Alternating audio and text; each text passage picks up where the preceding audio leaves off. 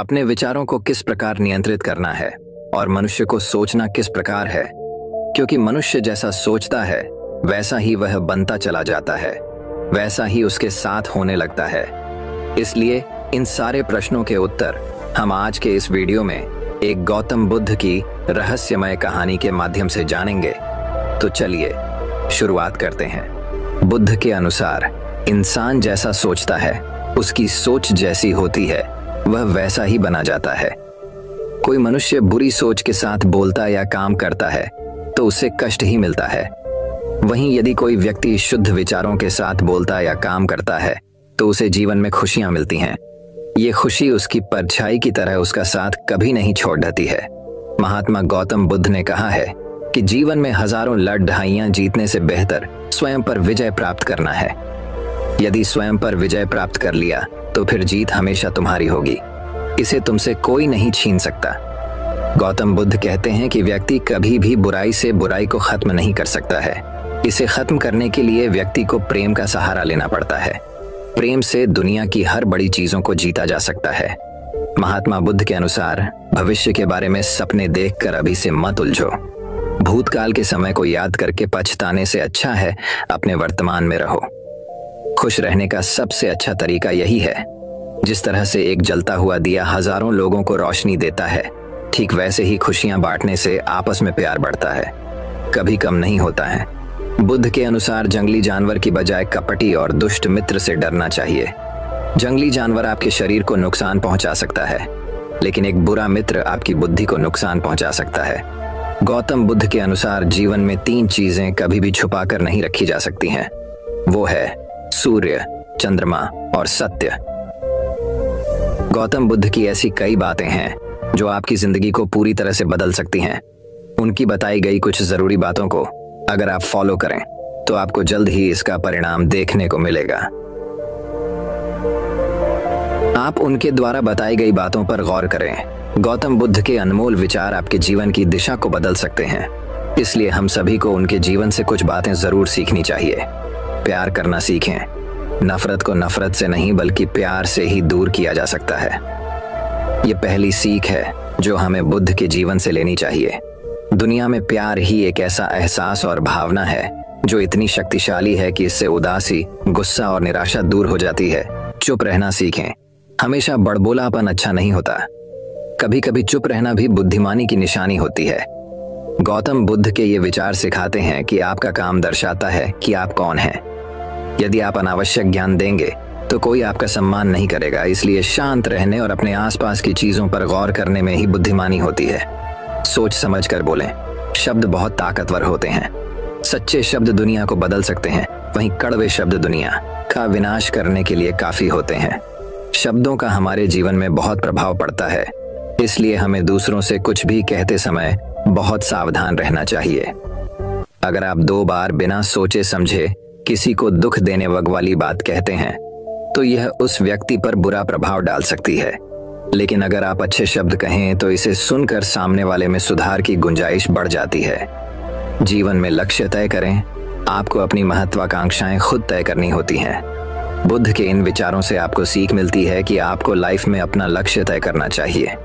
ये आपके लिए कोई और नहीं बल्कि आप स्वयं ही कर सकते हैं। कभी किसी पर निर्भर न रहें। दूसरों पर निर्भर रहना कमजोर व्यक्ति की निशानी है। बुद्ध उस एक व्यक्ति से पूछते हैं कि अगर तुम लगातार धूप में खड़े रहोगे तब क्या होगा। वह कहता है, मुझे अत्यधिक गर्मी लगेगी और शरीर में बेचैनी होगी। बुद्ध लड़के से कहते हैं कि अगर धूप में खड़े रहने से तुम्हें गर्मी लगती है तो इसमें दोष किसका है, सूर्य के ताप का या तुम्हारा। लड़का कुछ सोचने के बाद कहता है, इसका जवाब आप ही बताइए। बुद्ध कहते हैं, सूर्य का काम है ताप देना और ताप का काम है गर्मी लगना। ऐसे में तो दोष तुम्हारा ही है कि तुम धूप में जाकर खड़े हुए, जिससे कि तुम्हें गर्मी लगी। तुम्हें अगर शीतलता चाहिए तो तुम्हें छांव में रहना होगा। ठीक इसी तरह चंचल मन का भी स्वभाव होता है। विचारों और भावनाओं को जागृत करना। विचार क्षण भर के लिए होते हैं, लेकिन विचार से पैदा हुई भावनाएं देर तक टिकी रहती हैं। लेकिन यह तुम्हें निर्णय लेना है कि तुम्हें विचार और भावनाओं के साथ चलना है या अलग दिशा बनानी है। कैसे करें मन को शांत? बुद्ध कहते हैं, मन को शांत करने के लिए तन के आयाम पर काम करना सबसे आसान तरीका है। शरीर के स्तर पर हमारी कर्मेंद्रियां और ज्ञानेंद्रियां हैं। कर्मेंद्रियां कर्म और ज्ञानेंद्रियां ज्ञान से जुड़ी होती है। इससे हम अपनी संवेदनशीलता को बढ़ा सकते हैं, यानी हम जो भी काम करें उसे आनंद के साथ करें। मन के आयाम से हटकर तन के आयाम पर जाने से ही तुम्हारा चित्त शांत होगा।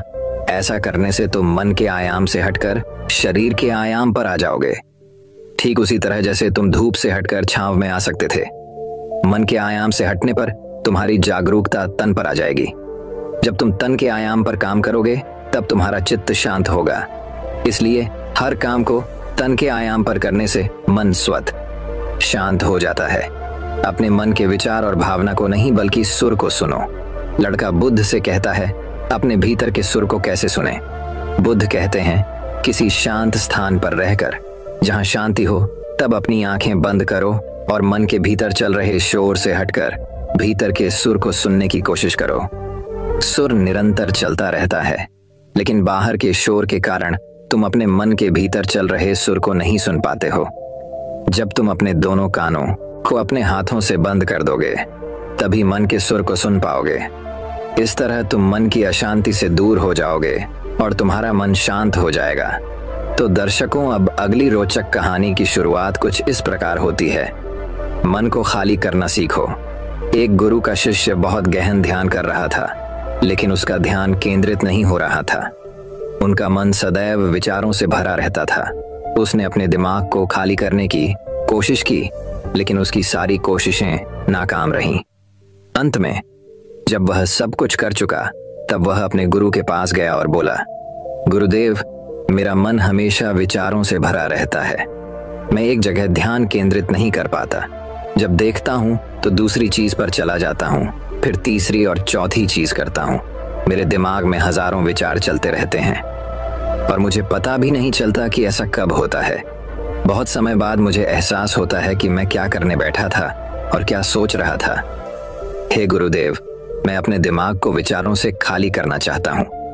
मैं चाहता हूँ कि मेरे मन में एक भी विचार न रहे। जब चाहूं तभी विचार उठना चाहिए। गुरु ने कहा कि किसी भी समस्या का समाधान तभी होता है जब हम समस्या की जड़ तक पहुंचते हैं, समस्या को ठीक से समझते हैं और जानते हैं। क्या आपने उस मन को भी जाना है जिसे आप खाली करना चाहते हैं? शिष्य ने कहा, गुरुदेव, मैंने मन को जानने की बहुत कोशिश की है, लेकिन जितना इसके बारे में जानता हूँ ये उतना ही रहस्यमय होता जाता है। गुरु ने कहा, जाओ और छोटे छोटे पत्थरों से भरा एक घड़ा ले आओ। तब शिष्य छोटे छोटे पत्थरों से भरा एक घड़ा ले आया और गुरु के पास रख दिया। गुरु ने कहा, इस घड़े को अपना मन समझो और इस घड़े में पत्थर भरे हुए हैं। अब इस घड़े में और पत्थर डालो। शिष्य घड़े में पत्थर डालने लगा। घड़ा पहले से ही भरा हुआ था। 12वां पत्थर रखते ही बाकी सभी पत्थर नीचे गिरने लगे। तब गुरु ने कहा, रुको और ध्यान से देखो। अब घड़े में कोई पत्थर तो नहीं आ रहे हैं, बल्कि वह नीचे गिर रही है, क्योंकि यह भर गया है। इसमें जो भी आ सकता था वह आ गया। अब और पत्थर नहीं आएंगे। यदि आप दूसरा पत्थर लगाना चाहते हैं तो पहले पत्थरों को बाहर निकालना होगा। शिष्य ने तुरंत कहा, गुरुदेव, मैं समझ गया कि आप क्या कहना चाहते हैं, कि हमें अपने दिमाग को विचारों से खाली कर लेना चाहिए। गुरु मुस्कुराए और गुरु ने कहा, पहले पूरी बात समझो और फिर दिमाग को खाली करो। गुरु ने कहा कि हमारा मन इस घड़े के बिल्कुल विपरीत है। तुम घड़े को पत्थरों से तो भर सकते हो, लेकिन मन को विचारों से नहीं भर पाओगे। मन हमेशा खाली रहता है। शिष्य ने कहा, गुरुदेव, मुझे कुछ समझ नहीं आ रहा है। अगर दिमाग हमेशा खाली रहता है तो हम उसे खाली करने की कोशिश क्यों करते रहते हैं? इसकी क्या जरूरत है? गुरु ने कहा, इस घड़े से एक एक करके सारे पत्थर निकालो। शिष्य ने वैसा ही किया और घड़े से एक एक पत्थर निकालता रहा और अंत में घड़ा खाली हो गया। गुरु ने कहा, देखो, तुमने एक एक पत्थर निकाला, ये घड़ा खाली हो गया है। अब आप इस घड़े में कोई भी पत्थर डाल सकते हैं, दूसरा पत्थर डाल सकते हैं, या फिर वही पत्थर दोबारा डाल सकते हैं। आप इसे आधा भर सकते हैं या फिर पूरा भर सकते हैं। शिष्य ने कहा, गुरुदेव, मैं भी ऐसा ही हूँ। मैं बता रहा हूँ कि मन को खाली करना है। ये तो पत्थर हैं, इन्हें आसानी से निकाला जा सकता है और घड़ा खाली किया जा सकता है, लेकिन मैं अपने मन को कैसे खाली करूं? गुरु ने कहा, इस खाली घड़े में एक पत्थर डालो और 2 पत्थर निकाल लो। शिष्य ने यह कहा, ऐसा कैसे हो सकता है कि जब इस घड़े में एक पत्थर होगा तो एक ही पत्थर निकलेगा, फिर दो पत्थर कैसे निकल सकते हैं? गुरु ने कहा, चलो ऐसा करो, इस घड़े में दो पत्थर डालो और चार पत्थर निकाल लो। शिष्य ने कहा, गुरुदेव, ये कैसे संभव हो सकता है? ये कोई चमत्कारी बर्तन नहीं है कि एक डालो तो दो निकालो, दो डालो तो चार। गुरु ने कहा, यह घड़ा चमत्कारी नहीं है, लेकिन तुम्हारा घड़ा यानी तुम्हारा मन चमत्कारी है। यदि आप इसमें एक विचार निकालेंगे तो इसके पीछे दो विचार होंगे। जब आप उन दो विचारों को पकड़ते हैं तो उनके पीछे चार विचार उभर आते हैं, और वह खाली नहीं रहता। ये मन का भ्रम है कि सब कुछ है लेकिन कुछ भी नहीं है। शिष्य ने कहा, गुरुदेव, आप जो कह रहे हैं वह मैं समझ गया, लेकिन क्या मैं हमेशा अपने विचारों के जाल में फंसा रहूंगा? क्या मन के भ्रम से बाहर निकलने का कोई रास्ता है? बिल्कुल नहीं।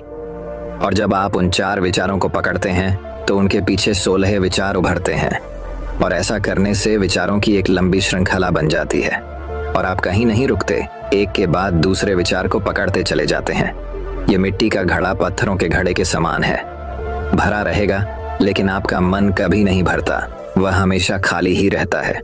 हमारा दिमाग भी एक विचार के बाद हमारे लिए हजारों विकल्प खोल देता है, और हम एक मुख्य विचार को छोड़कर उन हजारों विकल्पों में फंस जाते हैं। शिष्य ने कहा, मैं आपकी बात अच्छी तरह समझ गया हूँ, लेकिन अब मुझे क्या करना चाहिए? मेरा मार्गदर्शन करें। गुरु ने कहा, मन के जाल में मत उलझो, मन को खाली करने की कोशिश मत करो, अपना ध्यान इकट्ठा करो, एकाग्रता लाओ। जो भी कर रहे हो उसे अंतिम मानकर करो। ऐसे करो कि बाद में इसमें आपको कुछ भी करने की जरूरत नहीं है। और जब आप किसी दूसरे विचार पर काम करते हैं तो बस उसी पर काम करें, कोई दूसरा विचार नहीं। मन के भ्रम से बाहर निकलना इतना आसान नहीं है, लेकिन अभ्यास सब कुछ कर सकता है। शिष्य ने कहा, गुरुदेव, मैं भी ऐसा ही करूंगा। यह समझाने के लिए आपका बहुत बहुत धन्यवाद। हम सभी अपने दिमाग को खाली करने की कोशिश करते हैं, मन में उठते बैठते विचारों से परेशान रहते हैं। हम चाहते हैं कि ये विचार कहीं चले जाएं और हम शांत हो जाते हैं, लेकिन जितना हम इन विचारों से दूर भागते हैं, हम विचारों का उपयोग करते हैं कि वे हमें शांत करते हैं, और वे आपके उन्हीं विचारों से जुड़े होते हैं जिन्हें आप छोड़ना चाहते हैं। इसलिए ये विचार इतनी शक्तिशाली हैं। जब आप सोचना ही नहीं चाहते तो आप शांत रह सकते हैं। यह तभी संभव है जब आप शांत रहने की कोशिश करना बंद कर दें और अपनी समस्या को हल करने पर ध्यान दें, ध्यान केंद्रित करें और समझें कि चिंता करने से नहीं बल्कि सोचने से समाधान मिलता है। गुरु ने कहा, इस मिट्टी के बर्तन को पत्थरों से आधा भर दो। शिष्य ने वैसा ही किया। फिर गुरु ने कहा, अब इन पत्थरों में से एक पत्थर चुन लो और उस पत्थर की एक छोटी सी मूर्ति बनाकर मुझे दे दो। मैं जानता हूं कि तुम एक अच्छे कलाकार हो। जब शिष्य ने 11वां पत्थर निकाला और उस पत्थर को तराशना शुरू किया तो उसे एहसास हुआ कि यह पत्थर अच्छा नहीं है। तो उसने घड़े से दूसरा पत्थर निकाला, उसे वह पत्थर भी पसंद नहीं आया। फिर उसने तीसरा पत्थर निकाला, उसका रंग उसे पसंद नहीं आया। फिर उसने चौथा पत्थर निकाला, लेकिन उसे इस पत्थर में एक दोष निकला। इस प्रकार उसने लगभग सभी पत्थर बाहर फेंक दिए। उसे ऐसा करते देख गुरु ने कहा, वह पत्थर जो तुमने पहली बार निकाला था, यह समझकर उसी पत्थर की खोज करो कि तुम्हारे पास कोई दूसरा पत्थर नहीं है। तब शिष्य ने उस पत्थर को ही खोजना शुरू कर दिया और उस पत्थर से उसने अपने गुरु की एक बहुत ही सुंदर मूर्ति बनाई और अपने गुरु को भेंट की और कहा, बहुत सुंदर, इस पत्थर से मूर्ति बनाई जा सकती है। मैं इसका विचार भी नहीं कर सकता था। गुरु ने कहा कि जब कोई दूसरा विकल्प नहीं है तो हम अपनी सारी ऊर्जा उसमें लगा देते हैं और उसे सर्वश्रेष्ठ बनाते हैं। जब कोई दूसरा विकल्प है तो हम सिर्फ पत्थर चुनते रहते हैं। तो दर्शकों, अब अगली रोचक कहानी की शुरुआत कुछ इस प्रकार होती है। एक किसान अपने गांव की परेशानियों से बहुत दुखी था। किसी ने उसे अपने दुहाकों के निवारण के लिए बुद्ध की शरण में जाने को कहा। जो कुछ दिनों के लिए यहाँ से कुछ दूर एक गांव में आया है, वह निश्चित ही तुम्हारे सब दुखों का निवारण करेगा। ये सुनकर किसान बड़ी इच्छा से बुद्ध की शरण में गया, ये सोचकर कि बुद्ध उसे उसकी समस्याओं, मानसिक पीड़ा, तनाव और दुखों से मुक्ति दिलाएंगे। वह बुद्ध के पास पहुंचा। उसने बुद्ध से कहा कि हे बुद्ध, मैं एक किसान हूँ, मुझे खेती करना पसंद है, लेकिन बारिश कभी भी पर्याप्त नहीं होती और मेरी फसलें बर्बाद हो जाती हैं। पिछले साल मेरे पास खाने के लिए कुछ नहीं था और इस साल भी अत्यधिक बारिश के कारण फसल को बहुत नुकसान हुआ। मेरे पास खाने के लिए पर्याप्त भोजन नहीं है। किसान ने कहा, मैं शादीशुदा हूँ, मेरी पत्नी मेरा ख्याल रखती है, मैं उससे प्यार करता हूँ, लेकिन कभी कभी वह मुझे बहुत परेशान करती है और घर में बहुत क्लेश हो जाता है, जिससे मुझे लगता है कि अच्छा होता अगर वह मेरी जिंदगी में नहीं आती। मेरे भी 2 बच्चे हैं। कभी कभी मेरे बच्चे भी मेरा अनादर और अवज्ञा करते हैं, मेरे निर्देशों का पालन नहीं करते। किसान लगातार बुद्ध को अपने दुखमय जीवन के बारे में ऐसी तमाम बातें बता रहा है। बुद्ध उस दुखी किसान की समस्या को ध्यान से सुनते रहे। अपनी जिंदगी की सारी परेशानियां बताने के बाद जब उन्हें राहत महसूस हुई तो वह चुप हो गए। अब उसके पास बताने के लिए कोई और समस्या नहीं बची थी। अब वह चुपचाप बैठकर बुद्ध की ओर देख रहा था और अपनी समस्या का समाधान पाने के लिए बुद्ध के उत्तर की प्रतीक्षा कर रहा था। लेकिन बुद्ध चुप थे। किसान ने फिर कहा, हे बुद्ध, मैं आपकी शरण में आया हूं, कृपया मेरे जीवन की इन समस्याओं का समाधान करें। बुद्ध ने कहा, मैं तुम्हारी कोई मदद नहीं कर सकता। किसान आश्चर्यचकित होकर बोला, अरे यह आप क्या कह रहे हैं? सब कहते हैं कि आप सबके दुहक दूर कर देते हैं, तो क्या तुम मेरी समस्याएं हल नहीं करोगे इसीलिए कि मैं एक गरीब किसान हूं? बुद्ध ने कहा, मुश्किलें हर किसी के जीवन में आती हैं। जीवन में दुख और परेशानियां आना स्वाभाविक है। व्यक्ति के जीवन में अक्सर उसके कर्मों के अनुसार परिस्थितियां बदलती रहती हैं, जिससे सुख, दुख, निराशा और क्रोध आता है। नए रिश्तों का बनना, पुराने रिश्तों का बिगड़ना, रिश्तों में मिठास और कड़वाहट, ये सब सामान्य है। यह जीवन का हिस्सा है और यह जीवन का चक्र है। हकीकत तो यह है कि हम सभी के जीवन में 83 प्रकार की कठिनाइयां हैं। इन कठिनाइयों का समाधान आप और मैं नहीं कर सकते, कोई नहीं कर सकता। जिंदगी और जिंदगी में बनने वाले रिश्ते स्थिर नहीं होते। एक दिन रिश्तेदार भी चले जाएंगे और जिंदगी भी खत्म हो जाएगी, लेकिन ये समस्याएं वैसे ही रहेंगी जैसे आज आपकी जिंदगी में हैं और कल किसी और की जिंदगी में होंगी। इस पर किसान अपना नियंत्रण खो देता है और क्रोधित हो जाता है और ऊंची आवाज में बुद्ध से कहता है कि हर कोई कहता है कि तुम्हें एक महात्मा, एक सिद्ध पुरुष, एक प्रबुद्ध व्यक्ति होना चाहिए। मैं इस विश्वास के साथ यहाँ आया हूँ कि आप मेरी मदद करेंगे। यदि आप मेरी समस्याएं हल नहीं कर सकते तो मेरा यहाँ आना व्यर्थ था। हर कोई झूठ बोलता है कि वे समस्याओं का समाधान करते हैं। आपने मेरी एक भी समस्या का समाधान नहीं किया। तुमसे अच्छे तो वह महात्मा हैं जो 2 वर्ष पहले मेरे घर आए थे। उन्होंने मेरे लिए यज्ञ कराया, दान दक्षिणा दिलवाई और मेरे मन को असीम शांति मिली। कुछ सुख भी बढ़े और कुछ दुहक भी कम हुए। लेकिन तुमने मेरी कोई भी समस्या हल नहीं की।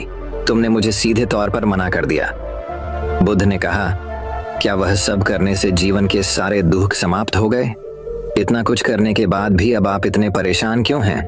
अब आप पहले से भी ज्यादा दुखों से घिर गए हैं। तात्पर्य यह है कि जीवन में दुख कभी समाप्त नहीं होते। किसान बोला, तो क्या मैं मान लूं कि तुम मेरी मदद नहीं कर सकते?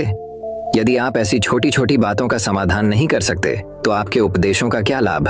बुद्ध ने कहा, मैं तुम्हारी 84वीं समस्या का समाधान तो नहीं कर सकता, लेकिन हाँ, मैं तुम्हारी 84वीं समस्या का समाधान अवश्य कर सकता हूँ। किसान आश्चर्यचकित हो गया और बोला, 84वीं समस्या क्या है बुद्ध? बुद्ध ने कहा, यानी कि तुम अपने जीवन में कोई समस्या नहीं चाहते। आपकी सारी समस्याएं इसी समस्या के कारण उत्पन्न हुई हैं। यदि आप इस तथ्य को स्वीकार कर लें कि जीवन में समस्याएं मौजूद हैं और समस्याएं जीवन का हिस्सा हैं, तो आप जीवन की समस्याओं से विचलित नहीं हो पाएंगे। आप जीवन में आने वाली समस्याओं से विचलित हो जाते हैं क्योंकि आपको लगता है कि आप दुनिया के सबसे दुखी व्यक्ति हैं, जबकि सच्चाई यह है कि हर किसी को अपना दुख सबसे ज्यादा महसूस होता है। लेकिन जिस दिन आप यह समझने लगेंगे कि मेरा कष्ट अन्य लोगों की तुलना में बहुत कम है, उस दिन से कोई भी दुख आप पर प्रभाव नहीं डाल पाएगा। जब तक आप नहीं चाहेंगे कि आपके जीवन में कोई परेशानी ना आए और आप हर दुख दर्द से बचे रहें, तो यह संभव नहीं है। ऐसे में छोटा सा दर्द भी आपको बेचैन कर देगा और आपकी मानसिक शांति भंग कर देगा। अगर आपके जीवन से परेशानियां पूरी तरह से दूर हो जाएं, अगर आपको हर दिन हर पल बिना दुख और कठिनाइयों के जीवन जीने को मिलेगा, तो आप ज्यादा दिन तक ऐसा नहीं जी पाएंगे।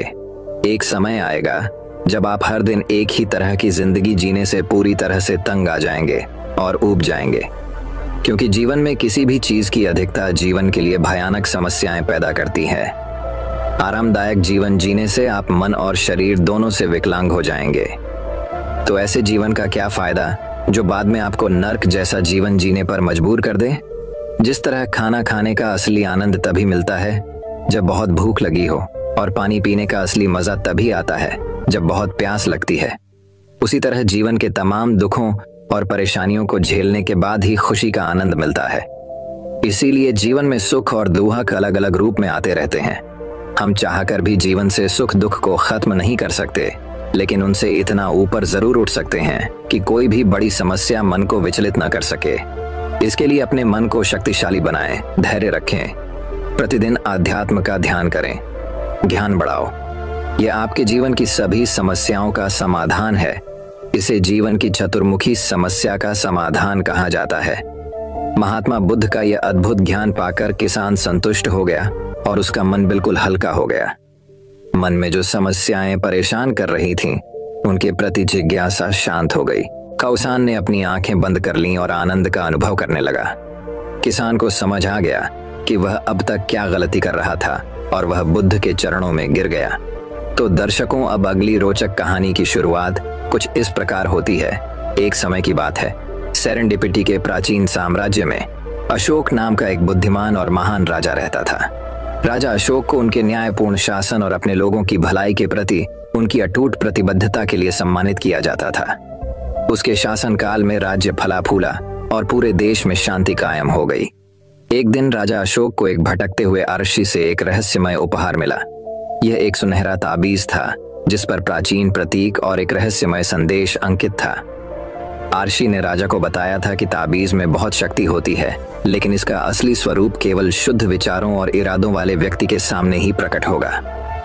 आरशी के शब्दों से प्रभावित होकर राजा अशोक ने ताबीज को हर समय अपने पास रखने का फैसला किया। जैसे जैसे दिन बीतते गए, राज्य में अजीब घटनाएं घटने लगीं। लोगों ने रात में गलियों में छुपी हुई छायादार आकृतियों को देखने की सूचना दी और अशांति की फुसफुसाहट हवा में फैल गई। इन गड़बड़ियों के स्रोत को उजागर करने के लिए दृढ़ संकल्पित होकर राजा अशोक ने अपने विश्वसनीय सलाहकार बुद्धिमान ऋषि आनंद से सलाह ली। आनंद को रहस्यमय और अज्ञात की गहरी समझ के लिए जाना जाता था और राजा को उम्मीद थी कि वह स्थिति पर कुछ प्रकाश डाल सकते हैं। आनंद ने ताबीज की बारीकी से जांच की और बताया कि यह विचारों की शक्ति से युक्त था। यह जिसके भी पास है उसके विचारों और इरादों को बेहतर या बदतर के लिए बढ़ा सकता है। ऐसा कहा गया था कि केवल सबसे शुद्ध हृदय ही अपनी शक्ति का उपयोग भलाई के लिए कर सकता है, जबकि दुर्भावनापूर्ण इरादे वाले लोग अपने ही अंधेरे में भस्म हो जाएंगे। इस रहस्योद्घाटन से परेशान होकर राजा अशोक को एहसास हुआ कि राज्य की परेशानियों का स्रोत ताबीज के भीतर ही था। वह जानता था कि उसे अपनी प्रिय भूमि पर और अधिक अराजकता फैलने से रोकने के लिए तेजी से कार्य करना होगा। आनंद के मार्गदर्शन से राजा अशोक प्राचीन बुद्ध, एक श्रद्धेय ऋषि जो राज्य से परे पहाड़ों में रहते थे, की सलाह लेने के लिए यात्रा पर निकले। कहा जाता है कि बुद्ध के पास महान ज्ञान और अंतर्दृष्टि थी और राजा को उम्मीद थी कि वह ताबीज के रहस्यों को उजागर करने में उसकी मदद कर सकते हैं। एक लंबी और कठिन यात्रा के बाद राजा अशोक अंततः उस पर्वत पर पहुंचे जहां बुद्ध का निवास था। आरशी ने शांत मुस्कान के साथ उनका स्वागत किया और उन्हें आग के पास बैठने के लिए आमंत्रित किया। जैसे ही वे मौन बैठे, राजा को अपने ऊपर शांति का एहसास हुआ और उसका अशांत मन शांत होने लगा। बुद्ध ने धीरे से कहा, विचारों की शक्ति एक दोधारी तलवार है मेरे प्रिय राजा। यह महान परिवर्तन और बदलाव ला सकती है, लेकिन अगर इसे लापरवाही से इस्तेमाल किया जाए तो यह विनाश का कारण भी बन सकती है। आपको अपने विचारों और इरादों पर काबू पाना सीखना चाहिए, क्योंकि वे आपके आसपास की दुनिया को आकार देते हैं। बुद्ध के शब्दों से गहराई से प्रभावित होकर राजा अशोक को ताबीज के सही अर्थ और इसके साथ आने वाली जिम्मेदारी का एहसास हुआ। वह समझ गया था कि यदि वह इसकी शक्ति का अधिक से अधिक अच्छे के लिए उपयोग करना चाहता है तो उसे हृदय की पवित्रता और मन की स्पष्टता विकसित करने का प्रयास करना चाहिए। राज्य में लौटकर राजा अशोक ने अपने लोगों से आत्म खोज और आंतरिक परिवर्तन की यात्रा में शामिल होने का आह्वान किया। साथ में वे बुद्ध और आशी आनंद के ज्ञान द्वारा निर्देशित होकर अपने विचारों और इरादों की शक्ति को अनलॉक करने की खोज में निकल पड़े। जैसे जैसे दिन हफ्तों में और सप्ताह महीनों में बदलते गए, सेरेंडिपिटी के साम्राज्य में गहरा परिवर्तन आया। लोगों ने अपने डर और असुरक्षाओं को दूर करना, शांति और ज्ञान का एक नया मार्ग अपनाना सीखा। वे छायादार आकृतियां जो कभी गलियों में भय पैदा करती थीं, गायब हो गईं। उनकी जगह लालटेन की गर्म चमक और सड़कों पर खेल रहे बच्चों की हंसी ने ले ली। अशांति की फुसफुसाहटें शांत हो गईं। उनकी जगह आशा और एकता के गीतों ने ले ली। अंत में राजा अशोक को एहसास हुआ कि सच्ची शक्ति बाहरी संपत्ति या भौतिक धन में नहीं, बल्कि किसी के विचारों और इरादों की पवित्रता में निहित है। उन्होंने समझा कि प्रेम, करुणा और आत्म जागरूकता पैदा करके वह स्थायी परिवर्तन ला सकते हैं और एक ऐसा राज्य बना सकते हैं जहां सभी प्राणी सद्भाव से पनप सकें। और इसलिए सेरेंडिपिटी का साम्राज्य दूर दूर तक प्रकाश और ज्ञान की चमकती किरण, विचारों की परिवर्तनकारी शक्ति का प्रमाण और एक बुद्धिमान और महान राजा की विरासत के रूप में जाना जाने लगा, जिसने करुणा और अनुग्रह के साथ अपने लोगों का नेतृत्व किया। कहानी का सार यह है कि विचारों की शक्ति एक शक्तिशाली शक्ति है जो हमारी वास्तविकता को गहन तरीकों से आकार दे सकती है। हृदय की पवित्रता और मन की स्पष्टता को विकसित करके हम इस शक्ति का उपयोग अच्छे कार्यों के लिए कर सकते हैं और अपने जीवन और अपने आसपास की दुनिया में सकारात्मक बदलाव ला सकते हैं। तो दर्शकों, अब अगली रोचक कहानी की शुरुआत कुछ इस प्रकार होती है। सुनहरे रेशमी वस्त्र का रहस्य। एक समय की बात है, सूर्यपुर राज्य में आनंद नाम का एक बुद्धिमान और परोपकारी राजा रहता था। उनका शासनकाल समृद्धि, शांति और न्याय के लिए जाना जाता था, लेकिन उसके शांत साम्राज्य की सतह के नीचे एक ऐसा रहस्य छिपा था जो सूर्यपुर की नींव हिला देगा। यह सब तब शुरू हुआ जब एक चांदनी रात में शाही महल के दरवाजे पर जटिल प्रतीकों और चमकदार धागों से सजी एक रहस्यमय सुनहरी रेशमी पोशाक दिखाई दी। कहा जाता था कि यह वस्त्र स्वर्ग से एक उपहार था जो इसे धारण करने वाले को सौभाग्य और भाग्य का प्रतीक देता। जैसे ही चमत्कारी वस्त्र की खबर पूरे राज्य में फैली, लालच और ईर्ष्या की फुसफुसाहट हवा में भर गई। राजा की पत्नी रानी माया उस वस्त्र की इच्छा से अभिभूत थी, यह विश्वास करते हुए कि यह उसे शाश्वत सौंदर्य और यौवन प्रदान करेगा। एक दिन जब रानी माया खुद को दर्पण में निहार रही थी, एक नौकर जल्दी से कक्ष में दाखिल हुआ। उसकी आंखें डर से चौड़ी हो गईं। महाराज, सुनहरा रेशमी वस्त्र चोरी हो गया है, उसने कहा। उसकी आवाज घबराहट से कांप रही थी। रानी का दिल चिंता से धड़कने लगा और वह राजा आनंद को चोरी की सूचना देने के लिए दौड़ी। साथ में वे रहस्य को सुलझाने और अनमोल वस्त्र को पुनः प्राप्त करने के लिए निकल पड़े। राजा ने अपने सबसे भरोसेमंद सलाहकार, एक बुद्धिमान और रहस्यमय आर्षी जिन्हें मास्टर सिद्धार्थ के नाम से जाना जाता था, को बुलाया। अपनी तीव्र बुद्धि और गहरी बुद्धि के साथ मास्टर सिद्धार्थ ने चोरी हुए वस्त्र के रहस्य को सुलझाने और राज्य में शांति बहाल करने की कसम खाई। जैसे जैसे वे जांच में गहराई से उतरे, उन्हें धोखे और विश्वासघात का एक जाल पता चला जिससे राज्य के टुकड़े टुकड़े होने का खतरा था। संदेह महल के रक्षकों, दरबारियों और यहाँ तक कि स्वयं रानी पर भी गया। लेकिन जैसे ही मास्टर सिद्धार्थ ने सच्चाई की खोज की, उन्हें एहसास हुआ कि सुनहरे रेशमी वस्त्र का रहस्य सिर्फ चोरी हुए खजाने के बारे में नहीं था, बल्कि मनुष्यों के दिलों के भीतर छिपे अंधेरे के बारे में था। जैसे जैसे दिन बीतते गए, सूर्यपुर में तनाव बढ़ता गया और राजा की प्रजा इस डर में रहने लगी कि जांच से क्या खुलासे होंगे। लेकिन मास्टर सिद्धार्थ निडर रहे। उनकी अटूट निगाहें न्याय की खोज पर टिकी रहीं। एक दुर्भाग्यपूर्ण रात, जब राज्य सितारों की निगरानी में सो रहा था, मास्टर सिद्धार्थ को एक ऐसा सुराग मिला जो उन्हें रहस्य की तह तक ले गया। महल के बगीचों की छाया में उसे चुराया हुआ वस्त्र एक कांटेदार पेड़ के नीचे छिपा हुआ मिला, जिसके सुनहरे धागे चांद की रोशनी में चमक रहे थे। भारी मन से मास्टर सिद्धार्थ को एहसास हुआ कि चोरी के पीछे असली अपराधी कोई और नहीं बल्कि रानी माया ही थी। ईर्ष्या और इच्छा से ग्रस्त होकर वह सुनहरे रेशमी वस्त्र के लालच में फंस गई थी और इसके कथित जादू का स्वाद चखने के लिए अपने ही पति को धोखा देने को तैयार थी। अगली सुबह राजा ने अपने दरबार के सभी लोगों को भव्य हॉल में बुलाया, जहां मास्टर सिद्धार्थ ने चोरी हुए वस्त्र के पीछे की सच्चाई का खुलासा किया। रानी माया चुप और पीली खड़ी थी। जैसे ही कक्ष में आरोपों की गूंज सुनाई दी, उसकी आंखें शर्म से झुक गईं। दुख और क्षमा से भरी आवाज में राजा आनंद ने अपनी रानी को संबोधित किया।